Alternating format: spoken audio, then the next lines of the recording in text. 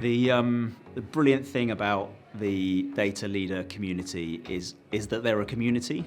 They are so open to being supportive of each other, for learning and developing together, for sharing their stories, for opening up about the challenges that they have, and having the honour essentially of being able to collaborate with those people, to facilitate the conversation, to get people in a room and show them the way of having that conversation and supporting them through that is an honour for the industry.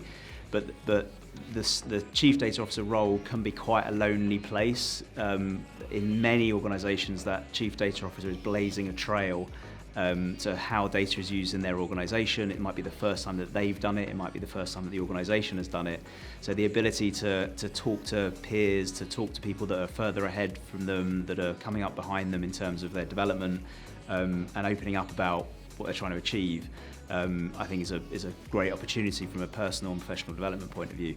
So having that community, that support network around you is hugely valuable, and I love seeing that community come together and making that happen.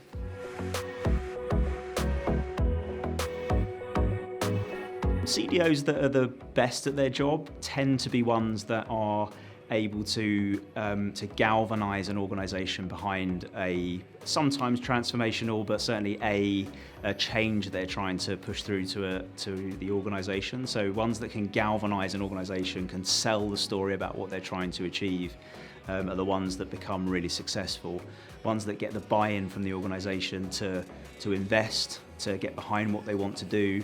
To put pen on paper and start to really make a change, are the ones that are better at getting success out of data in an organisation. The ones that are super successful are business leaders. They yes, data and technology are their craft, but they're business leaders first, and they treat the business challenge that the organisation has with respect, and they try and use data and analytics to support improving and increasing the output that the organisation can have. I think it's because the data touches so many parts of the organisation. The Chief Data Officer role it tends to be one that needs to be able to influence lots of people, to not tread on toes too much, but enough that enables change to happen.